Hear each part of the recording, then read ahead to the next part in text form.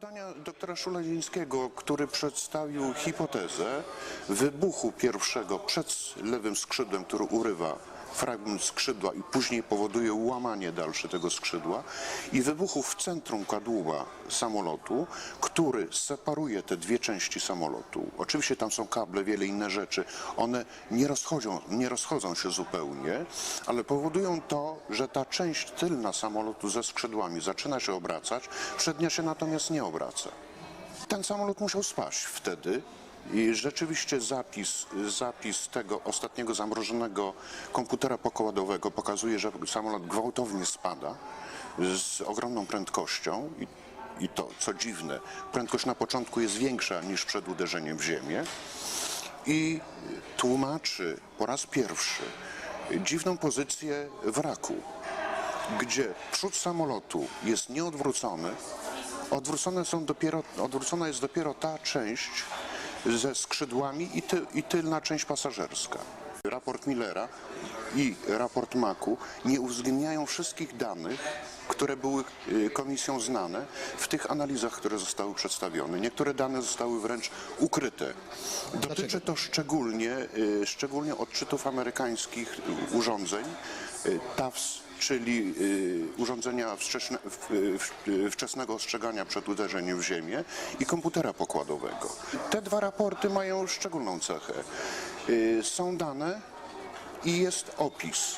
I dane nie zgadzają się z opisem w bardzo wielu miejscach. To tak, jakby te dane były pozostawione sobie, nieanalizowane, natomiast był przedstawiony scenariusz, założony scenariusz katastrofy, jaka się odbyła. Szczególny TAFS numer 38, który się różni od pozostałych zapisów tego urządzenia, które były alarmami. TAFS numer 38 to jest TAFS lądowania, który jest zapisywany zawsze, kiedy samolot ląduje. Tym razem ten TAFS, według tego, co jest w nim zapisane, uruchomił się na wysokości ponad 30 metrów nad ziemią. A on się uruchamia w tym momencie, kiedy koła samolotu zetkną się z pasem startowym. Coś musiało się zdarzyć, co uruchomiło ten alarm, i to ten sensor, który uruchamia, czyli to urządzenie, które uruchamia ten alarm, ono zadziała tylko wtedy, kiedy te koła są bardzo mocno wciśnięte, tak jak przy uderzeniu przy lądowaniu, i się dwie części tego sensora ze sobą zetkną. To nie może być przypadek.